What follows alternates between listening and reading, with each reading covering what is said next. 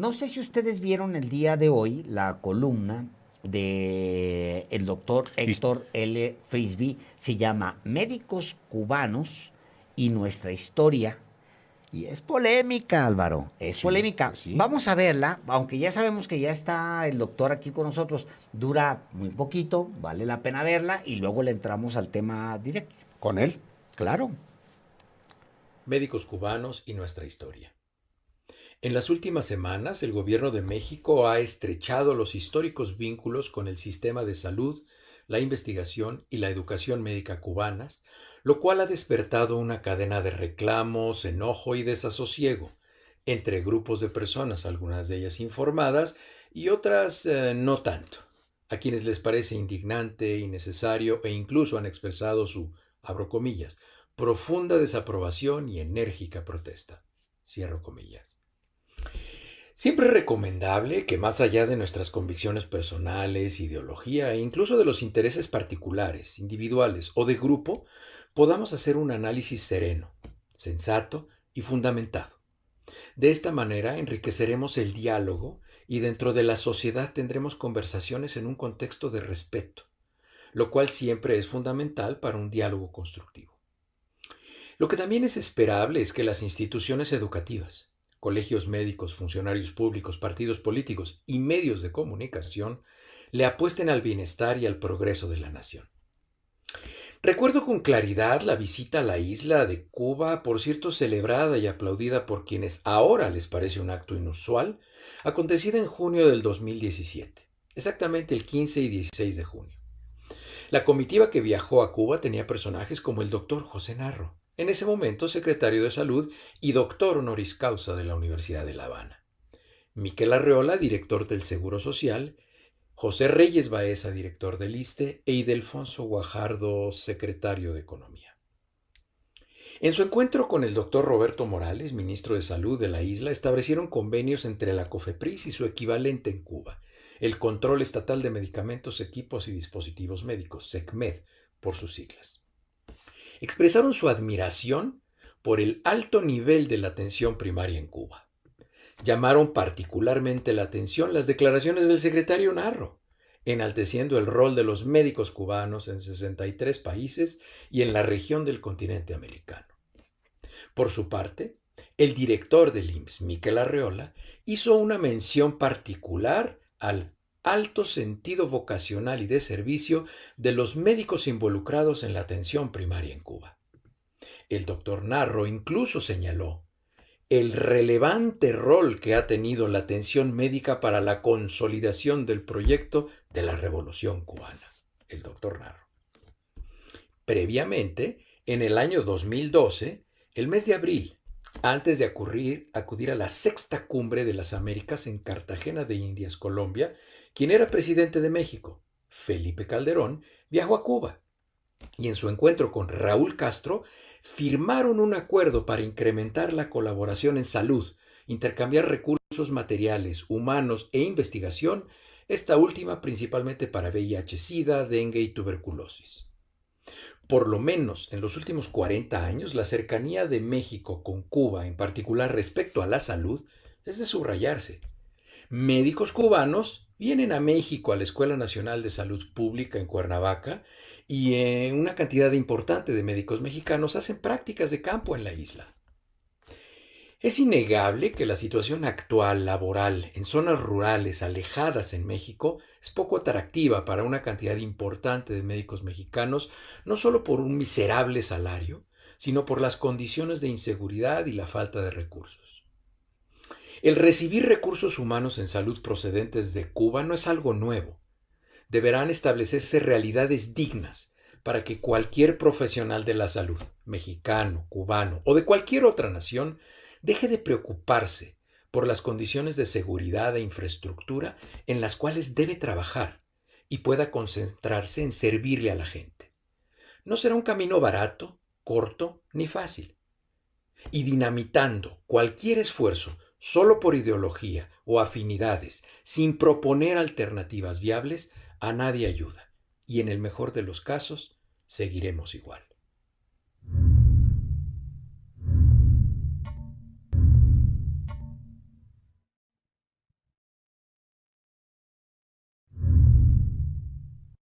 Fíjate que hasta sentí moderado al doctor Frisbee a la hora de tratar a José Narro.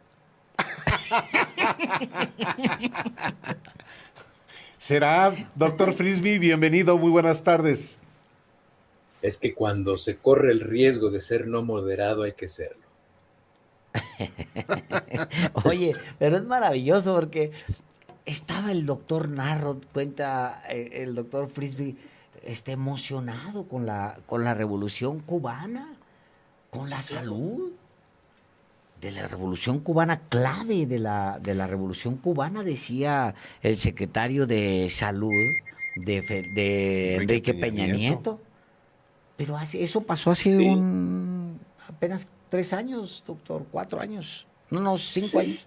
¿Qué subyace, sí, claro. doctor Frisbee, en ¿Qué esta subyace ahí? discusión? Que sí, qué bueno que exista. Para mí es importante que exista esta discusión sobre médicos cubanos contratados para ir a lugares remotos a donde no quieren ir médicos o especialistas, eh, pero que tiene hay mucho frenesí, particularmente en los que se oponen. Es muy importante distinguir las partes justificables de este rechazo de médicos mexicanos o cualquier otro médico para no ir.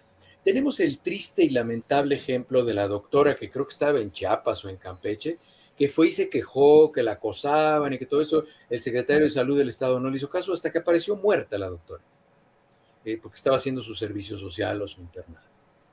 Eso sucede en México, sucede. Sí.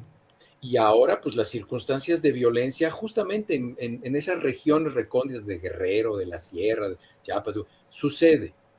No hay recursos. A mí me tocó estar atendiendo partos en la madrugada con la asistente que tenía, que ni siquiera es una enfermera, es una señora bien intencionada que vive en ese pueblo, con 2 velas, y me acuerdo todavía que me goteaba aquí en el hombro la cera caliente, y yo atendiendo un parto porque no había luz, suturando personas igual, con una lámpara, una linterna en la noche, en fin, unas carencias impresionantes y corre riesgo porque muchas veces pues, la gente se enardece porque no la puedes atender.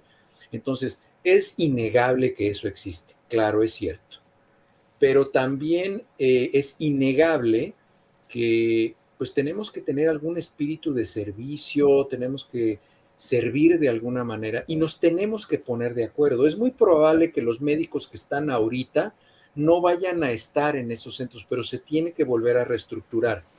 ¿Cuál es el origen de que no haya recursos, de que no haya tecnología y de que no haya infraestructura? Que se roban el dinero, que se roban el dinero del presupuesto, porque se supone que el seguro popular iba a resolver todos esos problemas. El seguro popular iba a ir dirigido particularmente a las personas que no tenían seguridad social, que no tenían, lo que pretende hacer ahora el INSABI. Pero ¿qué pasó? Que en el seguro popular se metieron todos estos políticos y médicos que se metieron al negocio de vender medicamentos, equipamiento, pruebitas, pruebotas, por eso andaban con que pruebas, pruebas, pruebas, con lo de COVID al principio. Se metieron todos ellos en el sistema de negocios y entonces, ¿qué pasó? Pues que se perdieron más del 46% del dinero que se destinaba al Seguro Popular. Es decir, se cortaba la mitad del presupuesto nada más porque se lo robaban. Esa es la realidad. Y entonces, pues se perdía cualquier buena intención. Por eso sigue habiendo no equipos, sigue habiendo no personas, sigue habiendo no salarios. Por eso es que estamos Y, como estamos. Entonces, y hay ajá. mucha hipocresía, ¿no, doctor? O Ah, no, pues eso es, sea, eso es, digo, gran eso, parte del debate que se da con la contratación de los médicos cubanos que van a mandar a donde literalmente muchos mexicanos no quisieran ir, muchos médicos mexicanos no quieren ir, profesionistas mexicanos no quieren ir, o sea, no los van a poner en Polanco para que no se preocupe aquella doctora que tiene su consultorio ahí, van a una región donde no hay médicos porque pues los mexicanos no quieren ir a esos lugares. Pero hay mucha hipocresía en la Claro. discusión, porque ¿Sabes qué pasa? 5 minutos Esto de traer a antes, los médicos cubanos es una solución inmediata. Es ahorita. Eso es lo que va a ayudar ahorita a claro, solventar claro. una situación. Y vamos a ver. Ahora, me interesaría mucho que los abajo firmantes que hicieron la cartota esa que hicieron, me dijeran qué es lo que proponen. Porque miren, y creo que esto ya lo platiqué aquí una vez con ustedes, cuando nosotros hacemos una crítica, tenemos que hacer tres cosas en la vida, y no es un consejo, pero es algo que es recomendable hacer. Primero, identifica bien qué es lo que criticas, para que tu crítica no sea confusa, difusa y profusa. O sea, yo critico esto. Yo critico que en los centros de salud comunitarios de comunidades alejadas no haya las condiciones para practicar medicina para una doctora o un doctor mexicano o de cualquier otra nacionalidad. Eso es lo que critico. Segundo, ¿qué propongo para que eso se solucione? Yo propongo que se acabe la corrupción, que se compre el equipamiento, que se asignen plazas, que se pague un sueldo decoroso, que se garantice de alguna forma la seguridad, en fin. Tercero, ¿a qué me comprometo para que esto que propongo resuelva el problema que identifico? Porque criticar nada más a lo menso, eso lo hace cualquier baboso. Pero comprométanse a algo y propongan algo. Esa es la forma en la que se tiene que criticar cualquier cosa, hasta en la familia. Sin duda, sin duda. Ahora, aparte de la información que usted, doctor Frisby, le da al auditorio en su videocolumna sobre estos servidores públicos que van a la isla, no es la primera vez que vienen médicos. Y yo recuerdo muy bien lo que aconteció en Coahuila, por ejemplo, cuando médicos cubanos fueron traídos por el exgobernador Humberto Moreira y también por el exgobernador Rubén Moreira, hoy coordinador de del grupo parlamentario del PRI en la Cámara de Diputados, para atender, por ejemplo, a personas con problemas con cataratas. Y cómo inclusive el propio gobernador o exgobernador Rubén Moreira fue a Cuba a recibir una condecoración. Y hoy al respecto, en el mejor de los casos, ha guardado silencio, justamente por esa Claro. doble moral que a menudo existe también en la política mexicana. Guardan silencio porque saben que habemos gente con memoria. Pero sería muy interesante que los reporteros fueran y lo buscaran y le dijeran, oiga, ¿qué coincidencias ve usted en este plan de traer médicos con el plan que usted hizo, que fue maravilloso para la gente? ¿Qué coincidencias y qué divergencias ve? ¿Qué se puede hacer mejor? Porque a usted esto ya se le había ocurrido. Porque si algo podemos decir es que esto no es original del presidente actual, no es No, original de Andrés Manuel. Él no lo inventó. Él simplemente está repitiendo una fórmula que ya se ha hecho y ha funcionado, que eso es lo importante. ¿Por qué se sigue trayendo médicos cubanos? Porque ha funcionado en el pasado. ¿Y quién lo ha traído? Pues lo han traído en los últimos 40 años para esta campaña y para muchas otras. Lo que pasa es que mi columna nada más es de 4 minutos, pero yo podría haberme extendido media hora.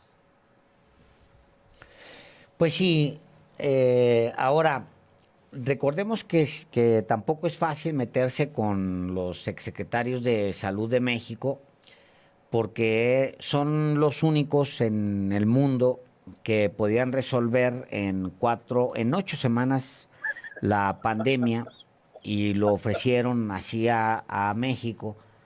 Y pues por negligencia, la OMS, las Naciones Unidas, incluso yo hubiera dicho que con financiamiento del Fondo Monetario Internacional y de Banco Mundial, pues hubiera echado a andar ese programa de 8 semanas y ya nos habríamos librado de eso hace 2 años.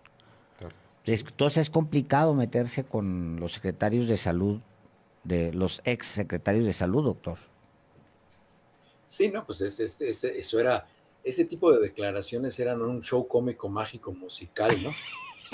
Que servían para lo mismo que el programa que usaba eso, que para la carabina de Ambrosio. Pero sí, sí, o sea, ahí te das cuenta que lo único que están haciendo es que quieren hablar mal de algo que se está haciendo, pero no proponen nada y no se comprometen a nada. Ese es el verdadero problema y por eso las cosas no van avanzando. Deberíamos unirnos todos y hacer un esfuerzo para que las cosas funcionen. Ok, no traemos a los médicos cubanos, está bien, sale.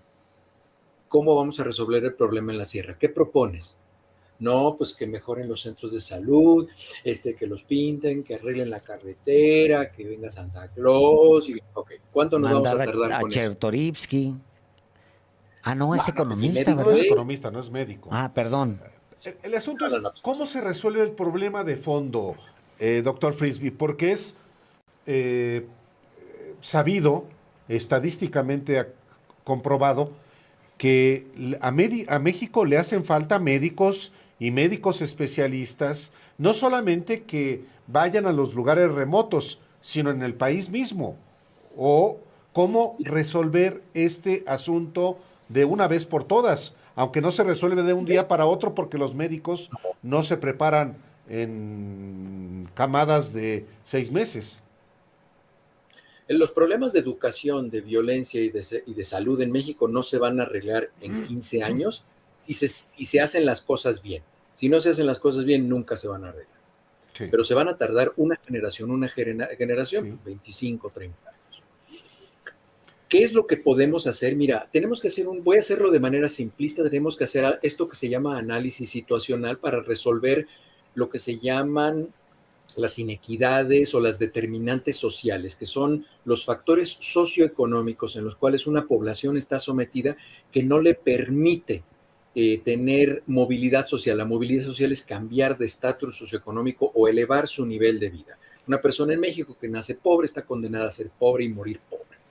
Entonces, ¿qué tendríamos que hacer? Tendríamos que hacer un análisis objetivo de cómo están esos centros de salud, qué es lo que les hace falta, describir cuál es la situación ideal que nosotros necesitamos para esos centros de salud y luego construir los procesos para que esto se vaya pasando de aquí para acá y dar una línea de tiempo en la cual nos comprometamos que se vaya cumpliendo algo. Eso, déjenme decirle, ya está hecho, ya se sabe. Funcionarios de la Secretaría de Salud se los podrían presentar, pero es que históricamente ha pasado que se presentan estos proyectos y se roban el dinero, se lo roban, esa es la realidad, porque ya saben qué hacer. Hay gente muy inteligente y muy valiosa en la Secretaría de Salud, pero el dinero se lo roban. Ay, carajo, Aún pues hoy, sí. doctor.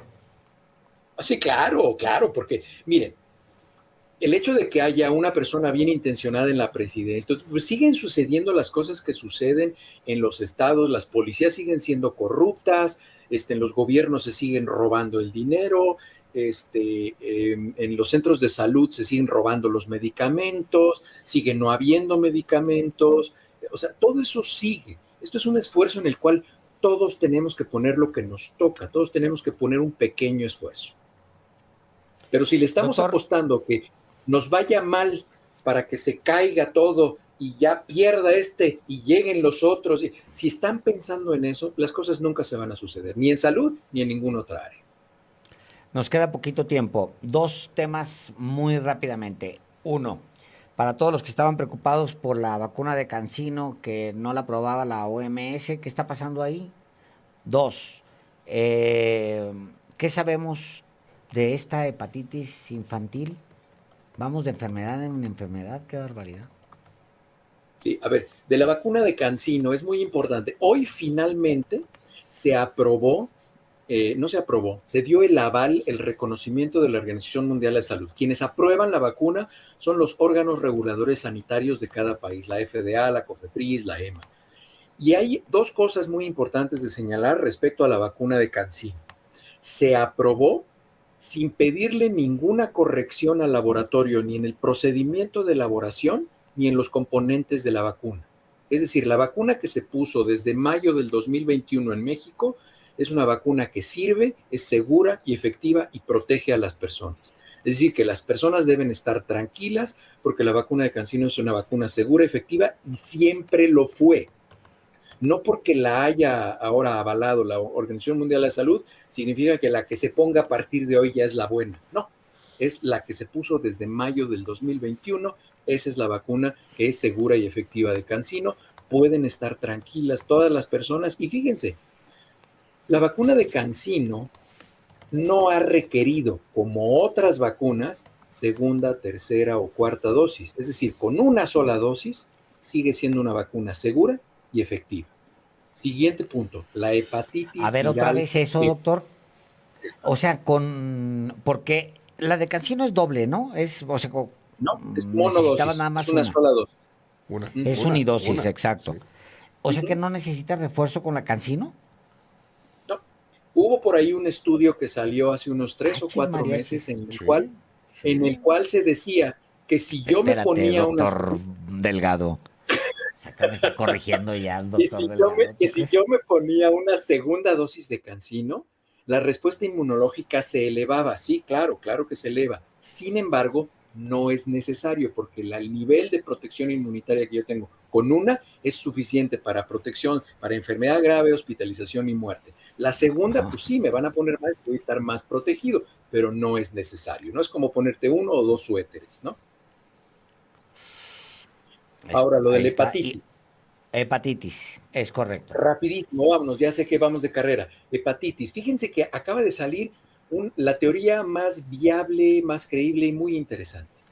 En muchos pacientes, en la mayoría de los pacientes, después de que les da COVID, quedan fragmentos del virus, proteínas virales que se quedan a vivir en el intestino, en el cerebro, en otras partes. Eso se relaciona con COVID largo y también se relaciona con algo que se llama fatiga de linfocitos T. ¿Eso qué es? Los linfocitos T es la inmunidad celular, la primera línea de inmunidad que tenemos. Y como se fatigan los linfocitos T, baja nuestra capacidad de defendernos contra otras infecciones. Entonces, nos infectamos al mismo tiempo de adenovirus 41, de SARS-CoV-2, de un rinovirus, de cualquier otra cosa, y por eso estamos viendo que incluso hay brotes hasta de tuberculosis en personas que eran previamente sanas. ¿Por qué? Porque Sí. el COVID largo está causando distracción o fatiga, así se llama, ese es el término técnico, fatiga linfocitaria. Y al causar fatiga linfocitaria, el sistema inmunológico disminuye. ¿Cómo se previene eso? Vacunándose. ¿Por qué? Porque si se Carajo. vacunan, no hay tantos virus, no hay tantos fragmentos virales, no hay tanta fatiga de linfocitos T, entonces las recomendaciones siguen siendo las mismas. Doctor Delgado, doctor Frisby, me ha llevado grandes lecciones esta noche y Para que les veas. agradezco a los dos señores doctores. Colega Héctor Frisby, muchas Colega, gracias. No, no, se puso bravo. No, no sé si lo alcanzó usted a ver, doctor. Pues que no sí, entiende, pues claro. claro que es de dos Ya va a dosis y escribir su ahorita, libro, pues ya va a sí, escribir su libro, ¿no? se va a llamar el linfocito, algo así muy sofisticado, el linfocito algo. Doctores, Muy pues bien. gracias por haber estado esta noche aquí. Muy buenas noches, doctor Frisby. Un abrazo, un saludo a todos. Muchas gracias por invitarme. Ya saben que siempre lo hago con mucho gusto. Gracias, Muchísimas doctor. gracias, doctor. Colega.